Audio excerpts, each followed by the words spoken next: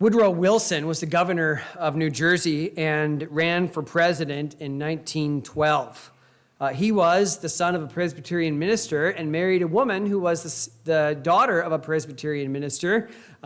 Interestingly enough, her name was Ellen, and they were married for many years, had children. And then Ellen got Bright's disease, and within a little over a year of being diagnosed, died while he was president, one of the only first ladies to die in the White House. She died in August of 1914. Woodrow had a lot of other things going on with World War I and economic turmoil, which would eventually turn into the Great Depression, and really needed someone who could help him, and met a woman named Edith Galt in March of 2015, married her that same year in December 18th, 1915. And Edith was a wonderful help in the war effort. This isn't something I think that we in America even really could do today.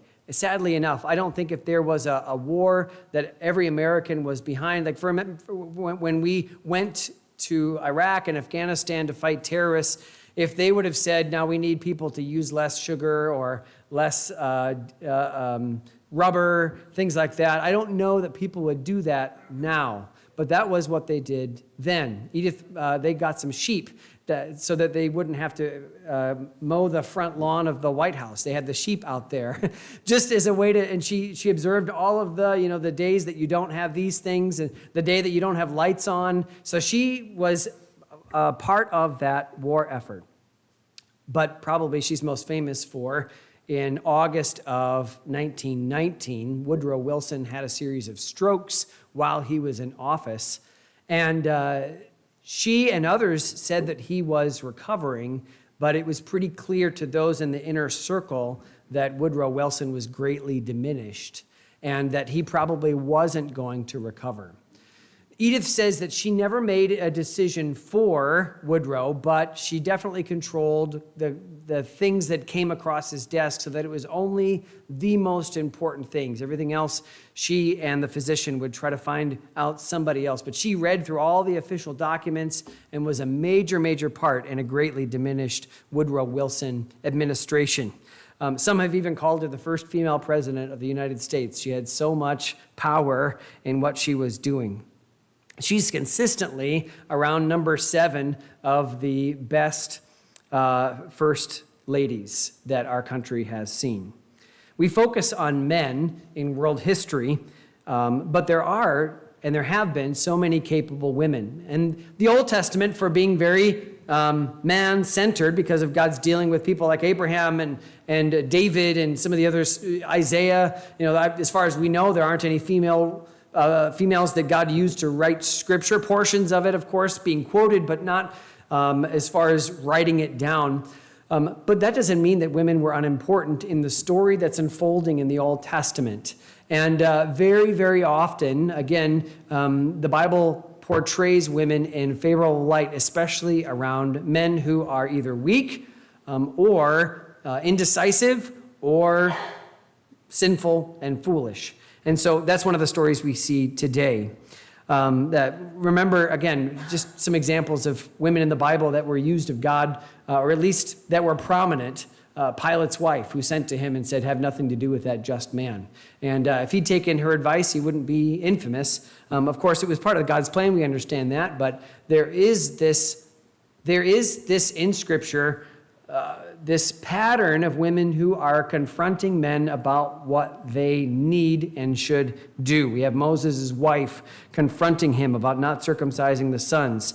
And then one of the probably greatest stories of a woman really seeing the need and taking charge in the midst of men who are making wrong decisions is here in 1 Samuel 25. It's the story of David and Abigail. If this seems familiar, I preached on this in a different way last year when we were going through the Bible. And so you say, well, you preached on this already. Well, I did preach on the passage, but just a different message. But David is on the run, remember? And as he's on the run, he makes a request of a man named Nabal. Nabal lived south of Hebron, kind of in the Judean wilderness a little bit. But David makes a request of Nabal and is denied.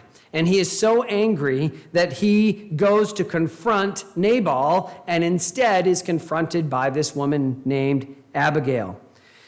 And we're going to use this to talk about the fact that there are some times that we as Christians have to confront people. Now, I think there is a certain kind of person that likes to confront people. But most of the people I hang around with and most of my friends, and I think probably most people in this church, are not those kind of people. If we confront somebody, it's generally only because we have to, only because there's a need. But if you're like me, I really don't like confronting people, and I've gotten a little better about that in my old age. As I get more mature, that's a good save, Josh. I've gotten a little better about that, but it's not something that I enjoy. If I confront somebody, it's usually because I have to, and if I can do it in a loving way, in a way that is gentle, I much rather do that. And I think there's some principles there we can learn from. But let's just talk about those times that you have to confront somebody and you have to talk to them, how to do it and when to do it. So we first of all see Nabal confronting David and Nabal getting in this fight. Verse 1 says, Samuel died, and all the Israelites were gathered together and lamented him and buried him in his house at Ramah. David arose and went down to the wilderness of Paran. Now, Samuel hasn't been much of a help, but at least this was the last of the judges, the last of the great prophets. And he was sort of the one who at some point had kept Saul in check, and now he's not even there to do that. So this is just the way to start off the story, to say things are a little unstable. The spiritual leadership that was in the country is now gone. So verse 2 picks up the story. There was a man in Maon whose possessions were in Carmel, and the man was very great, and he had 3,000 sheep and 1,000 goats, and he was shearing his sheep in Carmel. Now the name of the man was Nabal, and the name of his wife Abigail. And she was a woman of good understanding and of a beautiful countenance. But the man was churlish and evil in his doings. He was of the house of Caleb. So we have, again, and this Carmel, I should say, is not the same Carmel that Elijah went up to the mountain of. It's a way, way different part of the country, but it's the same name. So here's this guy. He's a very wealthy man. You think about what Job had. Nabal is not that far away from what Job had, as far as even in that day. A very wealthy man. He was out shearing his sheep, and sheep shearing time was harvest. That was payday. That was the one time a year you got to just fill up your storage bins, and you could just, this is great.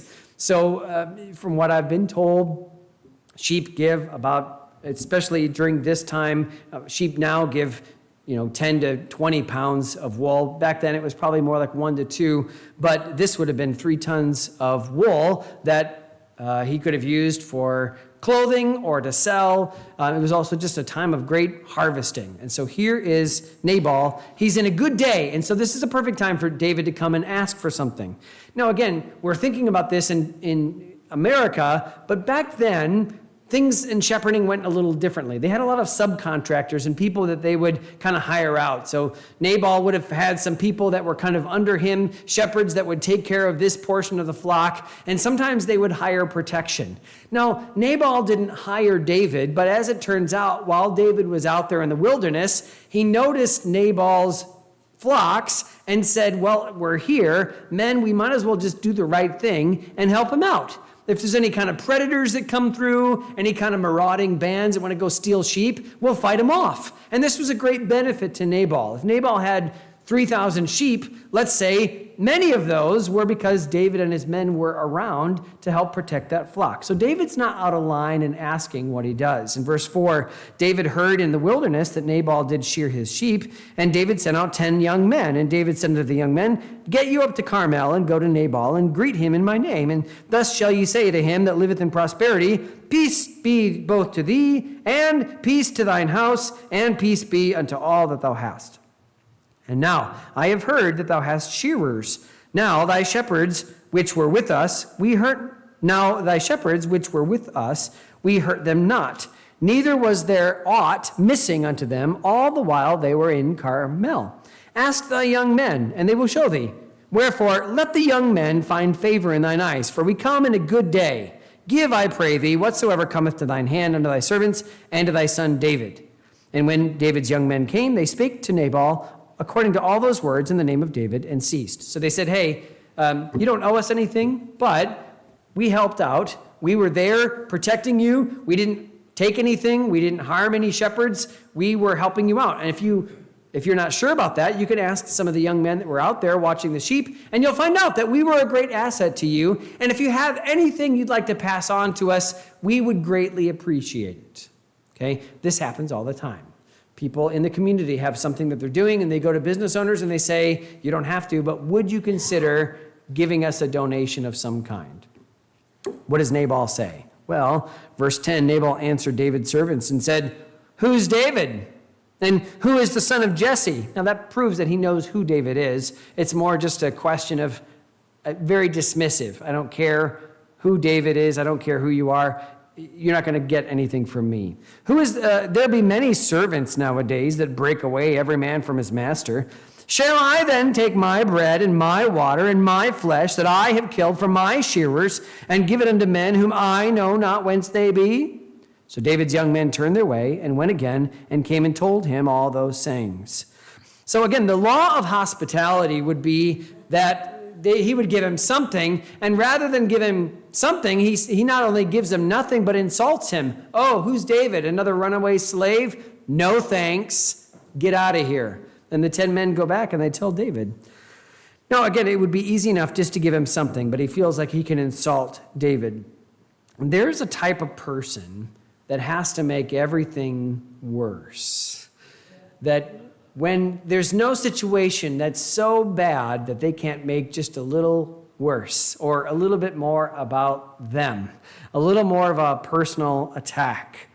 A simple request turns into a burden, or now all of a sudden it's a you owe me kind of favor, or it's something that they remind you of, or something that they just feel like the impudence of you asking me for something, or it's an attack on your character for even needing to ask in the first place.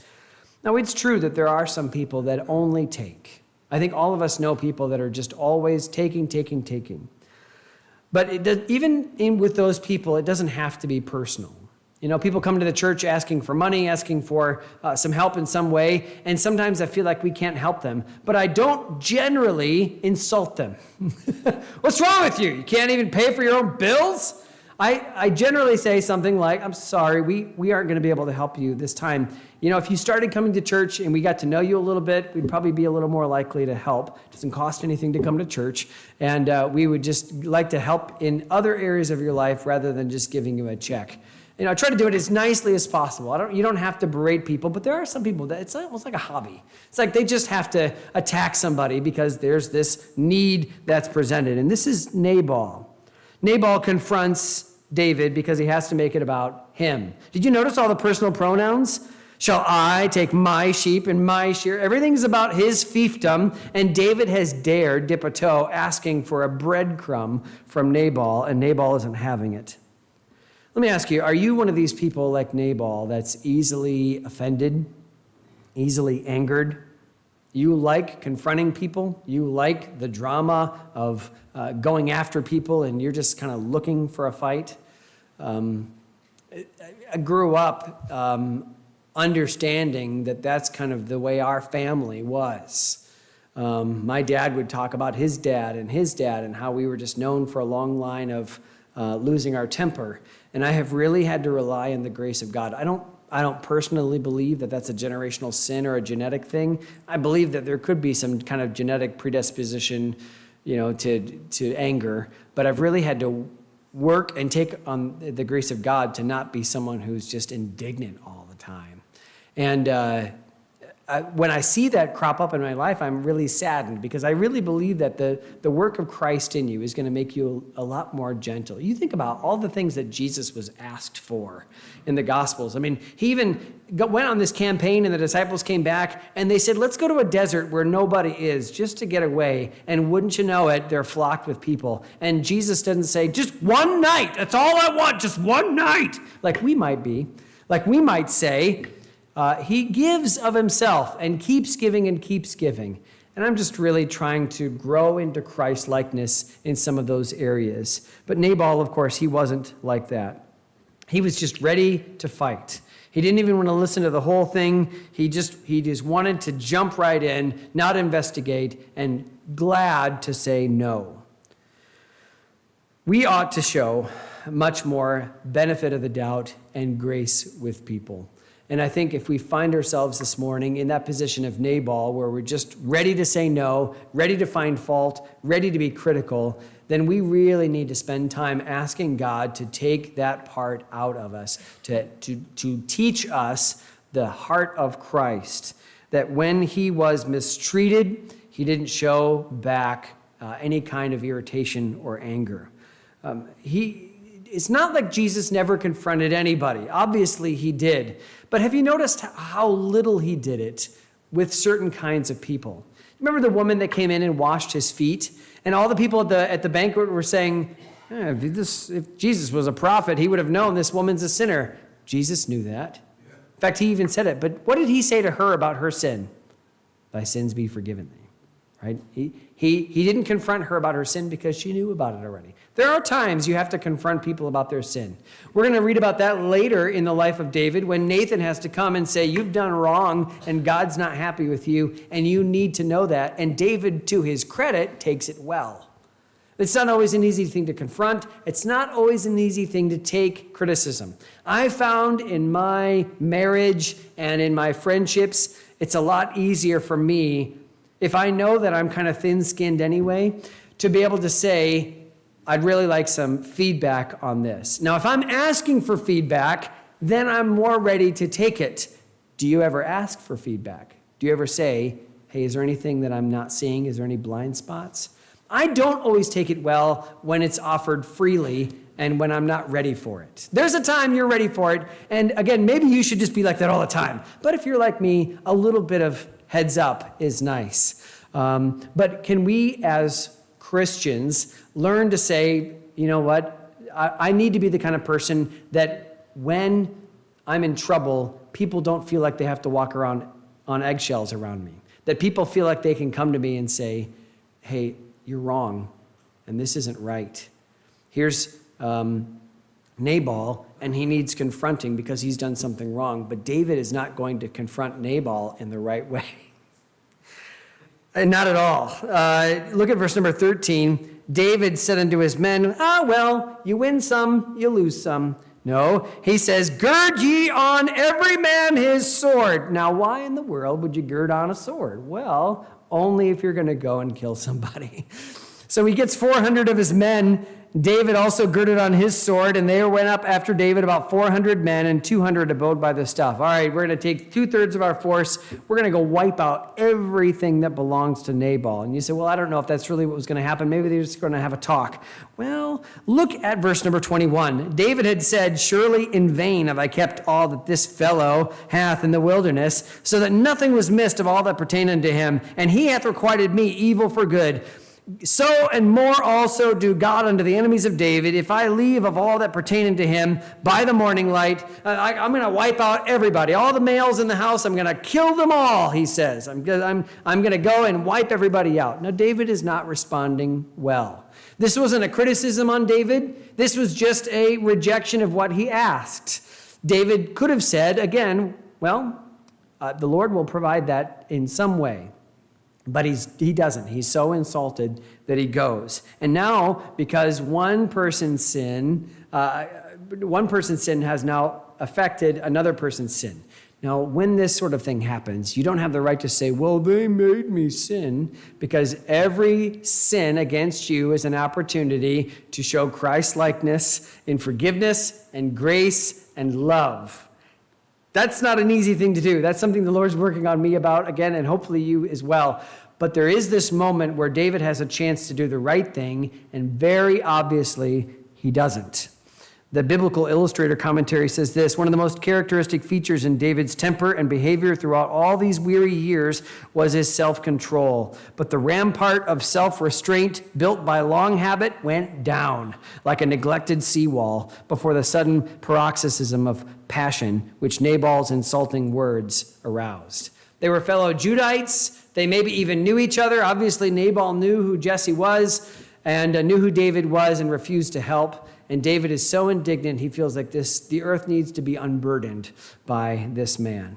And so he's off to kill Nabal and everybody. Well, verse 14 is where Abigail comes into the story. One of the young men told Abigail, Nabal's wife, saying, "Behold, David sent messengers out of the wilderness to salute our master, and he railed on them." He just took them to task. He didn't just refuse them, he made them feel small.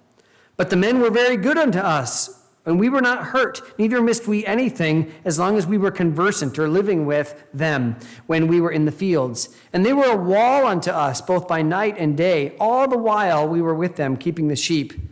All right, so he says, this is the situation. David's men were good to us. This wasn't a bad ask, but Nabal railed on them. Verse 17, "Now therefore know and consider what thou wilt do, for evil is determined against our master and against all his household. For he is such a son of Belial that a man cannot speak to him." Son of Belial means a worthless person. He is so worthless. And so this master is saying this about his boss to his boss's wife. But everybody agrees, this guy is a piece of work. He is something else. He is a worthless person. And he says, I can't go talk to him about this. I can't confront Nabal, because if I said, Nabal, do you know what David and his men are capable of? Do you know how quickly they rescued Keilah? I mean, because later on we're going to read about these mighty men. One of the mighty men found a lion in a pit and jumped down into the pit to kill the lion. These guys don't mess around, right? One of these guys went up against an Egyptian who had a spear with nothing but a staff in his hand, took the spear out of the Egyptian's hand and killed him with it, right? These guys don't mess around. And this young man was out there and he's like, I saw them practice their slinging. I saw them practice their fighting. And if they are going to do what I think they're going to do, they're coming for us. And Abigail, you've got to do something about it. Otherwise, we're all going to die. Now, here she is and she has to do something. She's going to save her household. So she provides some food right away. Verse 18, Abigail made haste and took 200 loaves and 2 bottles of wine and 5 sheep ready dressed and 5 measures of parched corn and 100 clusters of raisins and 200 cakes of figs and laid them on asses. And she said unto her servants, "Go on before me. And behold, I come after you." But she told not her husband Nabal. Wise woman. She says, let's get this stuff ready and send it off. As soon as it's ready, I'm guessing as soon as those 200 fig cakes were on that donkey, she said, go. Get there as quickly as you can. I'll follow. And as soon as she was ready, she got on a donkey and she tried to get to David first. They're trying to head off this disaster that's been created by her moron husband. Verse 20, and it was so as she rode on the ass that she came down by the covert of the hill, and behold, David and his men came down against her, and she met them. So now she has the chance. She has a gift. She has what David's looking for, and probably it was way more than she was expecting. If we had time on your own, go and just think about how much food this was. Now, I don't know how long it would feed 600 people, plus their wives and children and everybody else that was with them. I don't know how much it would feed, but it was something. Because these guys are out here and they either have to hunt or they have to forage. They have to do something. They're not farming because they're on the run and they have to stay hidden.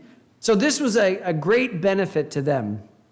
So she brings the food, but now it's not just about the food. She has to talk to David. Again, if I had time to talk about her speech, but her speech is a master course on confronting people well, on talking to people about their problems. I want to give you just 5 points from her talk about how, and things that we can incorporate if you have to confront somebody. And in this case, Abigail is confronting a stranger that she knows is angry with her or her household. She has to do something. And I don't know how she learned this, except probably years of being married to Nabal. She learned to get around things. She was just a wise woman, probably a very godly woman, probably someone we'll see in heaven someday. But she had this way of talking to David. First of all, she recognizes that he has been sinned against. Verse 23, when Abigail saw David, she hasted and lighted off the ass and fell before David on her face and bowed herself to the ground and fell at his feet and said unto him, Upon me, my Lord, upon me let this iniquity be, and let thine handmaid, I pray thee, speak in thine audience and hear the words of thine handmaid. She says, this was a wrong. You were wronged. You have every right to be angry. Let this wrong be on me. I'm not going to say that you haven't been wrong. What we did was wrong. What we did was not just against cultural norms of hospitality, but you deserved a lot better than that, and we trespassed against you. Now, again, when you're talking with someone, you don't always have to agree. I'm not saying, that you go to somebody and you say, you make up something to be sorry for, because I think that also just makes it so that other people can walk all over you. You don't have to, honestly, apologizing for something that you didn't do is a lie. But you can say, I see that you're upset about what happened, and I want to have a chance to try to explain what happened, but you have a right to be angry about this thing. Or, I know that you're angry. It's not just don't be angry anymore. I can see that you're angry, and I would like to try to talk to you about that. Sometimes people get so frustrated just because it feels like people don't understand them. People don't really think that they have a right to be angry or upset. And just you acknowledging, yeah, I see how this would bother you. And you don't have to say, I agree with you. But just to say, I can see why you are upset, why you're angry about this. Let's talk about that. She goes right in and says, this was an iniquity, let it be on me. She wants the best for him and for Nabal. And so she is able to kind of thread this needle with him. 2, she offered a different perspective. Verse 25, let not my Lord, I pray thee, regard this man of Belial, even Nabal. For as his name is, so is he. Nabal is his name, and folly is with him. But I, thine handmaid, saw not the young man of my Lord, whom thou didst send. All right, so, and this is a really hard thing. So when Zach read this morning and the word fool comes up in Proverbs, that word in the Hebrew is spelled Nabal. That's what the word fool is translated to in the Hebrew. So the guy's name was literally fool. Now there's speculation, was this like something that people called him like behind closed doors? Is that kind of more the thing? Or a lot of commentators think that, Hebrew language is not really clean and neat, so one word can have several meanings, and possibly his parents had this other meaning for it, but it just so happened that he was this as well. He was a fool. And Abigail says, been living with this guy since we got married. How she ended up with him, we don't know, but she says, his name is Nabal, and it fits. He's just a fool. And what else is she supposed to say, right? What else is she supposed to say?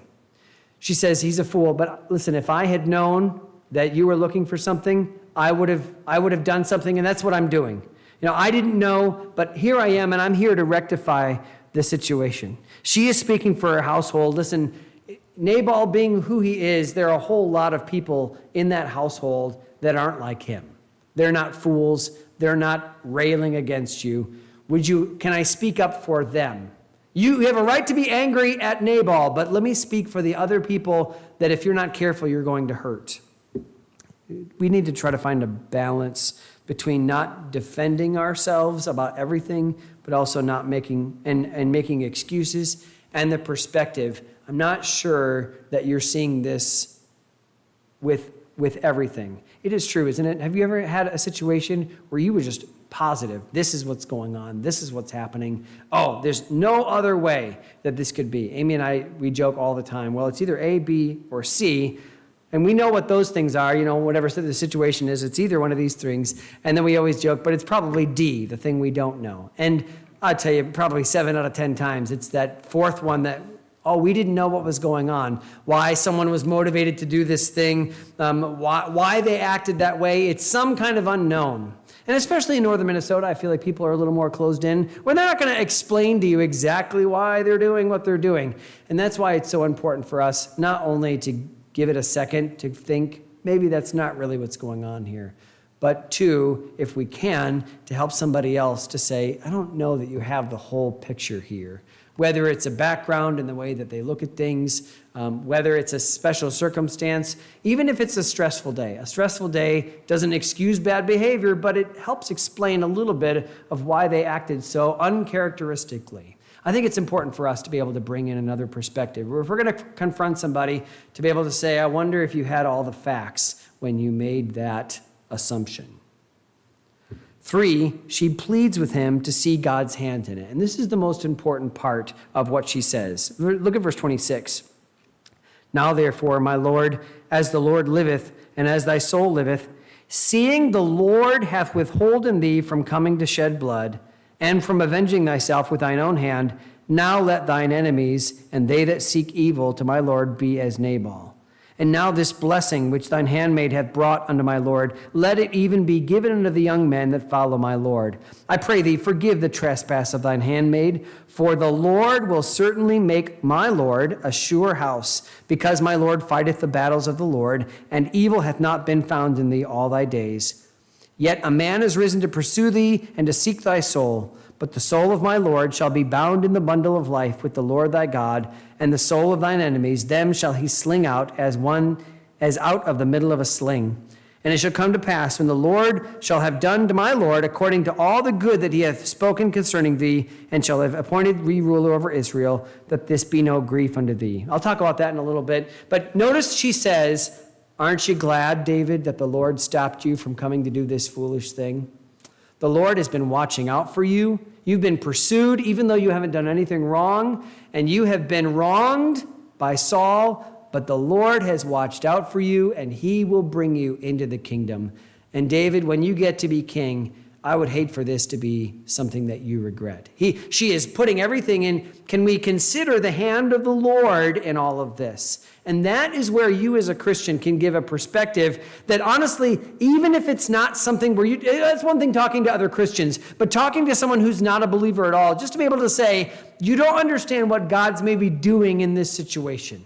You don't understand what things God is working behind the scenes. And it may be that all of this is happening for good reasons. I think even people, especially in this area, have this idea. One, oh, things just kind of work out. Or, oh, there's a plan. Or even maybe something spiritual. The good Lord knows what he's doing. All those things happen to be true. But let's not deal in truisms. Let's deal in what the Bible says. Is it true or not that God is sovereign? Is it true or not that God can make even things that have been done to you by the sinfulness of others to redound to goodness for you? Yeah, we have lots of examples of that in the Bible, right?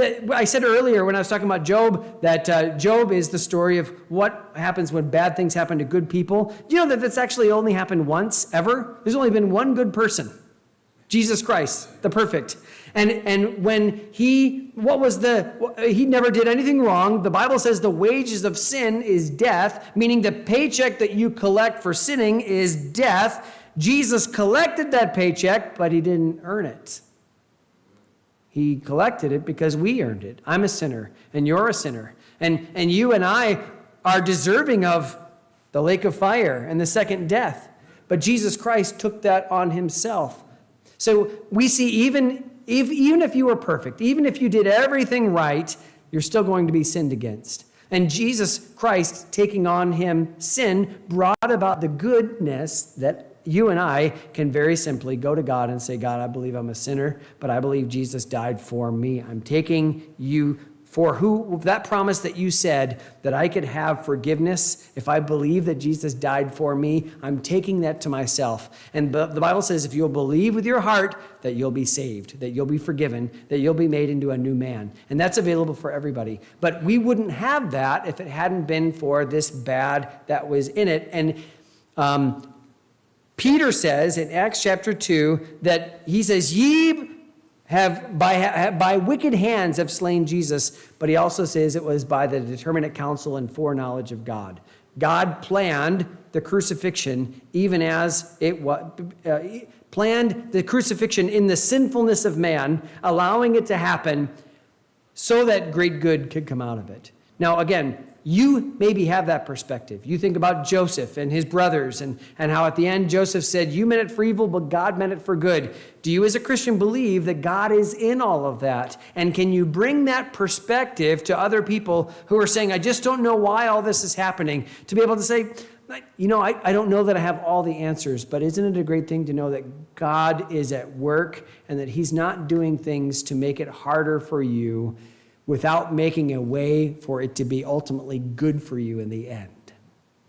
We need friends, we need a church family who, in those rough moments, can remind us of that perspective. Now, there's a timing for it, there's a way, but I'm saying she reminds him of God's hand in all of it. And she says, I'm so glad that I found out about this so I could come and talk to you before you did something that would have sinned against God. God's been protecting you. God's been looking out for you. That's very obvious, and he will continue to do so until you're king. So I'm glad that I could be used of God to come and stop you from doing this. And that really makes David think and pause of what he's doing. Fourth, she reminds him of the consequences. Again, in verse 30, it shall come to pass when the Lord shall have done to my Lord all that good that he hath spoken concerning thee, and shall have appointed thee ruler over Israel, that this event shall be no grief unto thee, nor offense of heart unto my Lord, either that thou hast shed blood causeless, or that my Lord hath avenged himself. But when the Lord shall have dealt well with my Lord, then remember thine handmaid. She says, I would hate for you to take the kingdom and have this regret that in a low moment you went and killed an entire household just because you were angry.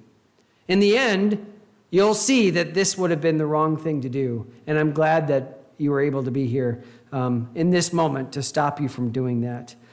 Isn't it true that when we're being tempted by Satan, Satan very often hides the consequences of that sinful action or sinful decision? I mean, he doesn't show you everything. And isn't it a great thing to have friends who will confront you to say, listen, you don't understand all of what's going on, but this is dangerous for you. We've told our kids, listen, you're not in love yet, but one day you're going to be, and one day you're going to be so smitten that you're not going to listen to a thing we're going to have to say to you. I'm telling you now while you're in your right mind, and honestly, being in love and losing your mind is wonderful, so I'm not even denigrating that. I'm just saying, sometimes when you're in that, you don't always make right decisions. And so I'm saying just make a covenant with us now. Make a promise that you'll hear us out, that we're not trying to blow you up, but that we're trying to do the best for you. We want to be able to say, not when you're in the midst of it, but hey, I'm looking out for you. And it's always a very worrisome thing when people in the church start shedding the friends that they have in the church, because it means that they're not only making bad choices, but they're trying to make worse ones. We as a church need to be able to rally around those people and confront them lovingly because they know we care about them. That sometimes takes building up relationships now when things are good, right? We find out somebody in the church is sinning, and everybody in the church calls them and says, you shouldn't do that. Well, that's just going to make it seem like we're some kind of cult. It's not like we wouldn't still do it, but I'm saying, isn't it better when there's a relationship there? Now, Abigail doesn't have that luxury, but she says to him, I'm going to remind you of the consequences. And David hears her out. Fifth, she reminds him that God is the avenger. She says at the end of verse 31, when the Lord hath dealt well with my Lord, then remember thine handmaid. God is going to be the avenger. You let him handle this.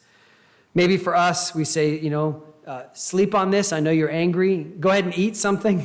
Maybe you're not feeling the best, but just take a moment to consider what God might do. See what God will do with this. He'll give you wisdom to deal with this. And thankfully, because David who he was, it worked.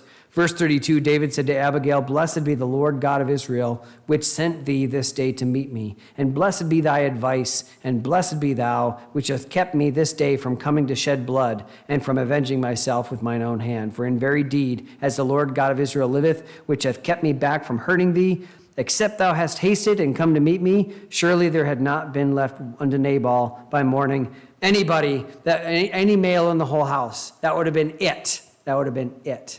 And David says, he kind of comes to himself and says, yeah, you're right. I'm so glad that I didn't go any further with this.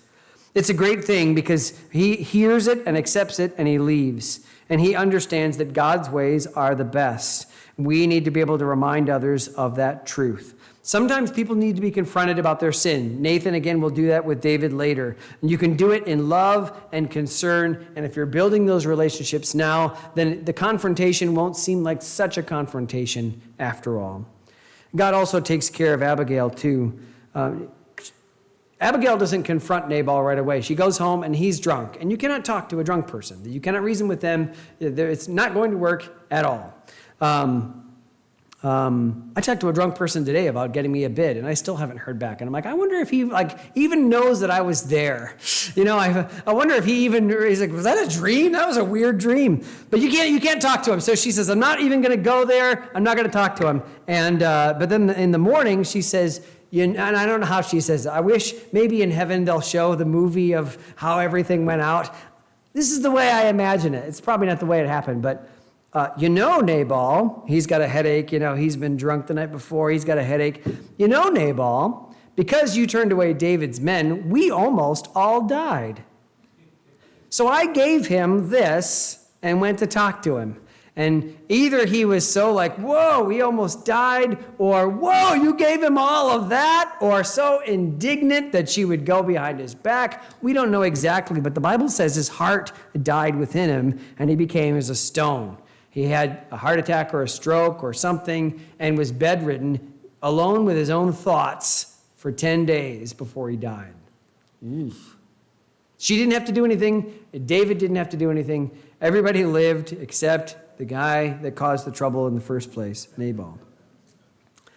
And then David sends to Abigail and says, would you be my wife? I've noticed you're prudent and kind, and you would be a real asset to me and a help.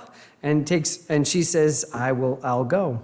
Now, unfortunately, we really don't know anything about Abigail after this. She has a son named Daniel, and he's the second in line, but totally gets overpassed by Amnon and Ahithophel and Absalom, so we don't know what was with him. But I'm looking forward to seeing her one day, if for no other reason to be able to say, you helped me to see how to lovingly confront people with wisdom and prudence to get people to do the right thing. Aren't you glad for people like Abigail?